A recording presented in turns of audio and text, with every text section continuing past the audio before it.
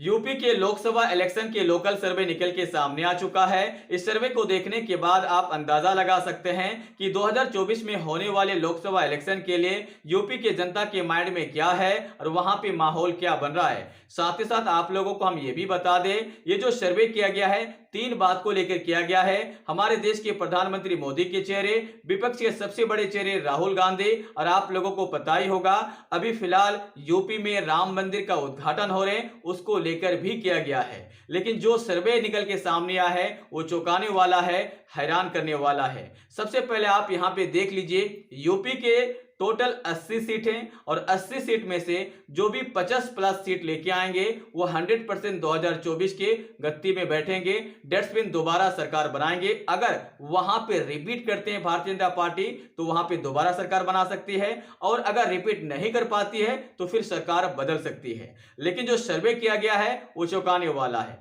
वहां के जनता से ये पूछा गया है कि 2024 के लिए आप किसे बेहतर मानते हैं, राहुल गांधी या मोदी। उसके बाद दूसरा सवाल पूछा गया था कि राम मंदिर के आधार पर वोट करेंगे या फिर कोई और मुद्दे के आधार पर, नहीं यानी बेरोजगारी के माध्यम पर। तो आप लोगों को हम बता दें, उन लोगों में से बहुत सारे लोग ने यह बताया है कि हम राम मंदिर के आधार पर वोट करेंगे, लेकिन राम मंदिर के जो उद्घाटन हो रहे हैं उसकी शिकायतें हमारे पास है। अगर शिकायत दूर नहीं होता है तो हम इस बार उसे वोट नहीं करेंगे। शिकायत क्या है आप लोगों को पता ही होगा।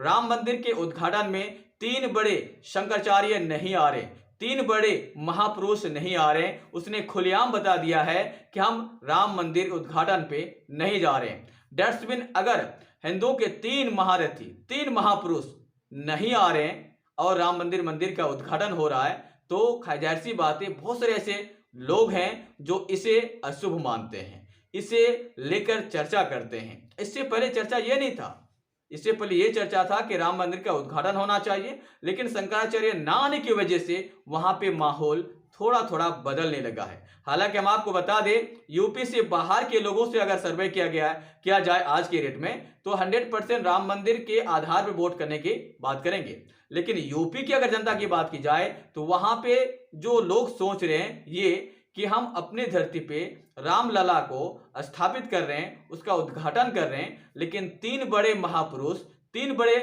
शंकराचार्य यहां पे नहीं आ रहे हैं, ये हमारे लिए अपमान की बात है। आप इसके बारे में क्या सोचते हैं मुझे कमेंट बॉक्स में कमेंट करके अपनी राय दे सकते हैं। साथ ही साथ जो सर्वे के बाद रिजल्ट जारी किया गया है उसमें बताया गया है कि यूपी में भारतीय जनता पार्टी 45 सीट जीतने में कामयाब हो सकते हैं, 45 सीट जीतने में कामयाब हो सकते हैं, और 30 सीट इंडिया गठबंधन को और अदर्स को 5 सीट। अदर्स कौन है? मायावती है। मतलब इंडिया गठबंधन को 35 सीट और बीजेपी के खाते में 45 सीट। अगर बीजेपी 45 सीट लेकर आते हैं तो बीजेपी की वहां पे करारी हार मानी जाएगी, क्योंकि बीजेपी का मानना है कि हम यहां पे 80 में से 80 सीट लेके आएंगे। आप इसके बारे में क्या सोचते हैं मुझे कमेंट बॉक्स में कमेंट करके अपनी राय जरूर दें।